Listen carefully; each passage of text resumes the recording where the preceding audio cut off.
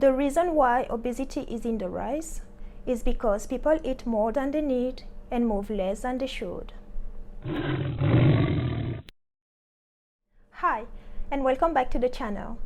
If this is your first time here, my name is Lola, and today we're going to talk about Fat-Topia, fat acceptance, and healthy at every size. If you want more contents from this channel, then consider subbing and hit that notification bell to be sure not to miss anything. Alright, let's beat it. What is Fat-Topia? Fat-Topia is a documentary that was recently released, and it's about the fat acceptance movement and its ideologies. Connor Luke Simpson, who is the director of this documentary, had a few interviews with some activists of that movement, and the purpose was to get an understanding of both sides, those who are for the fat acceptance movement and those who are against it. So I really recommend you to watch that documentary. It's not that long, it's about 60 or 67 minutes or so, and it's very easy to watch. And I put in the description below a link where you can watch, as well as a link for the trailer. There's a few things from that documentary that I'm going to talk about. In my opinion, I think that Fat-Topia did a good job at showing what the movement is about, at least what some activists of the fat acceptance movement think. The documentary did a really good job at showing their way of thinking, what they believe, and a lot of their belief or the way they see things is very off to me. First of all, that's a movement that I really don't agree with.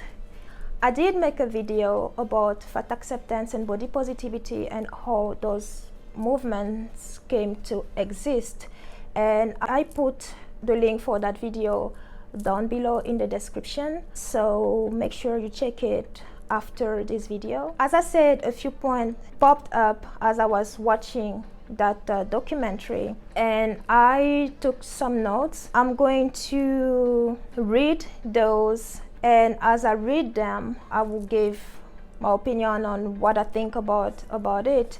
The first thing that really grabbed my attention as I was watching the documentary was, I believe, the first interview that Connor Luke had with one of the activists of the fat acceptance movement. During the interview, as he started the interview, the lady, I assume it was a lady based on the silhouette, she mentioned teen privileges. That right away, I was like, what? What is teen privilege?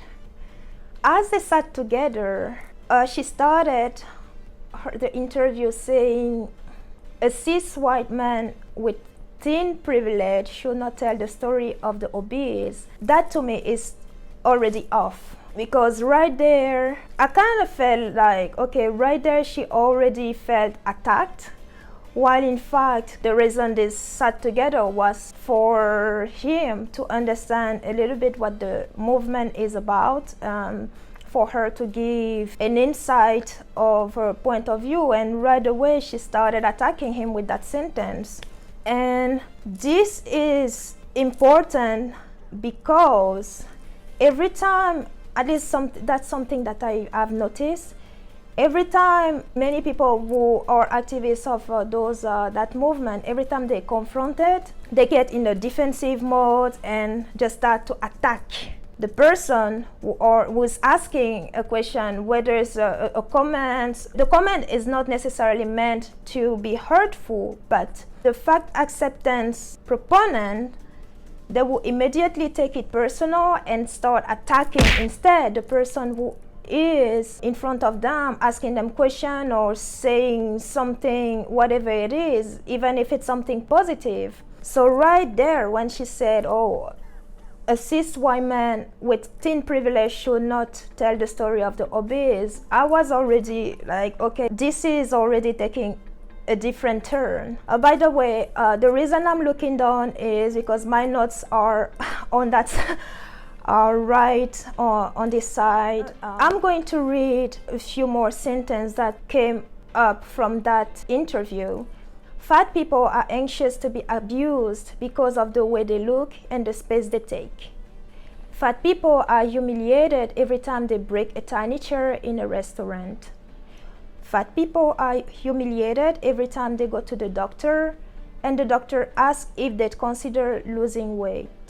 Okay, those 3 sentences, I wrote them down because as she was talking, she makes it sound, to me, she made it sound like they are obese, morbidly obese because of something else. Well, when we all know that most of those proponents of the fat acceptance are obese because of themselves, because they ate themselves to that point. And again, don't get me wrong, I understand that there are some medical conditions that can make people gain weight.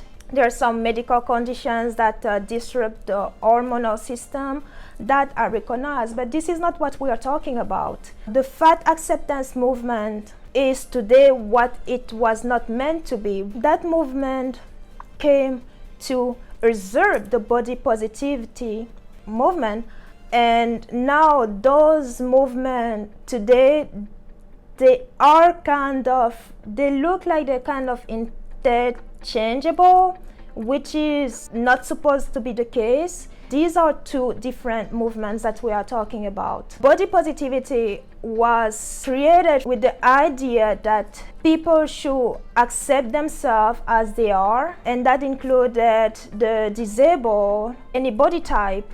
But then this fat acceptance, the reason I don't agree with it is because it glorifies fat. It glorifies obesity, which is wrong, because obesity can kill you. This much fat can kill you. I came back to those 3 sentences that I read before.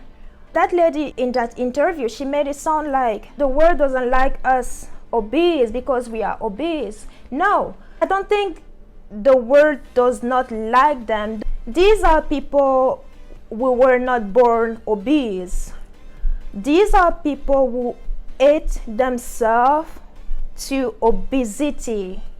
These are people who have bad relationship with food, who have addiction with food, and now that they reached that point, they make it sound like it's anybody else's fault when in fact it's their fault.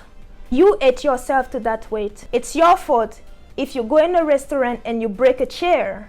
It's your fault if you can't fit where you're supposed to be fitting, but because of your size, you don't. The same lady in the same interview, she said something that we always hear from the fat acceptance movement or healthy at every size movement. And she said you cannot tell someone is healthy just by looking at them. Though I agree with that to some extent, I also disagree, because there are instances where you can definitely tell when someone is healthy and when someone is not. This is not healthy.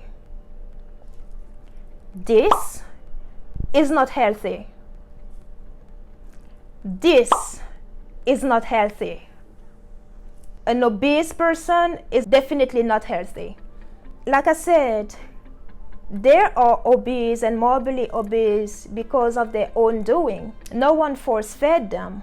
And the people who try to get them help because they care, they see those people as enemies, and they get violence in their words. They get violence against anyone trying to give them positive word towards their health. To me, that is hypocritical. There's a lot of hypocrisy in that movement because they don't want to talk about their weight. Like when you mention their weight, they don't want to talk about it. They will attack you. yet they use their weight to play victims. So like, you can't have it both ways. You can't. Then there was another one, another activist of the movement who talked about teen privilege. Earlier, I wasn't sure what they were. When the first lady mentioned teen privilege, I was like, what? What is she saying? What is teen privilege? But the second one came in and she kind of described it. According to this second interviewee, teen people don't have to worry about not fitting in a chair in a restaurant. They can do all activities with no worries. For instance, bungee jumping. Teen people don't have to worry whether the rope is going to support their weight or not.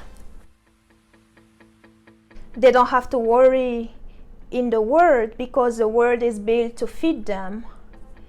And she added, some places don't provide accommodations. Planes are a nightmare for fat people because of the extra ticket they need to buy for the extra seat and the seatbelt extender. So, according to her, this is teen privilege. According to her, the world was built to fit teen people. This is all wrong. This is all wrong. Number one, there is no such thing as teen privilege. The world was not necessarily built for teen people. The world was built for regular sized people. There are a lot of accommodation for people everywhere. A lot of activists in the fat acceptance, that's another thing they like to say. There is no accommodation for them in this world. In my opinion, it's not that there's no accommodation for them, but you can't tell me, you can't eat yourself to a certain size and then ask that people make accommodation for you when you deliberately decided to get outside the norms of what already was. This lady, again, she talks about teen privilege. Teen people can do a lot of things that obese people cannot do. That's not teen privilege. It's I'm not sure how, I don't know if you see my point. Here's how I see it. She complains about the norm for other people. Here's my thing. You eat yourself to obesity and want accommodation for your own doing. That doesn't make sense to me. It really doesn't. I may miss the point. If I do, please put it in the comment. There are accommodations for people with disabilities. People who were born with some conditions, some disabilities. There are accommodations for them. Obesity is not something you're born with. It's something you become. And you become obese by eating your way there. So it's not something that you're born with, it's something that you do to yourself. So why would you do something to yourself and then ask accommodation for it? Wouldn't that be some kind of privilege that you're asking when you decry privilege for another group of society? Denied. And in the video, there was a young woman, Felicia, that I really liked her stance on what fat acceptance is, or at least should be. And let me read what she said. Fat acceptance is about loving yourself as you are and accepting yourself as you are right now. And if you want to lose weight, that is cool, but you can love yourself. You have to accept yourself right now, because if you don't accept yourself right now, then you will never accept yourself, because you are never going to feel enough for yourself. This is what fat acceptance should be. The message behind fat acceptance should not be, it's okay to be fat, it's okay to be obese. No. I like the fact that she recognized that it's okay to lose weight, which, by the way, if many activists of that same movement heard her say things like that, she will be attacked just by saying it's okay to lose weight, because many people in the fat acceptance movement I've seen on social media, they don't like to talk about losing weight. If you mention losing weight, it's like you betray the whole movement. You become a bad person if you try to lose weight for yourself. If you try to become healthy, then you become the enemy. Felicia pretty much said what that movement, I believe, should be, and what a lot of, some other people in that movement also think, but unfortunately, the majority doesn't feel that way. The fat acceptance movement is definitely not something I agree with, because it glorifies fat, it glorifies obesity, and as a fitness professional, I cannot agree with such ideology. Fat can kill you. Of course, when we talk about fat acceptance, we talk about healthy at every size. I said it before, I will say it again, and I will always say it. There is no such thing as healthy at every size. You cannot be obese and be healthy, the same way as you cannot be anorexic and be healthy. That documentary, the name again is Fat-Topia. I really recommend that you watch that documentary, make your own opinion, and you can watch the commentary and come back to this video and comment below with what you think, your opinion and everything. I'm interested to hear what you have to say about fat acceptance movement, body positivity, healthy at every size, what you think about the documentary. If you enjoyed this video, like and subscribe if you are new. As usual, if you have a topic that you'd like me to cover, drop it in the comments below. Thank you for watching, and see you soon.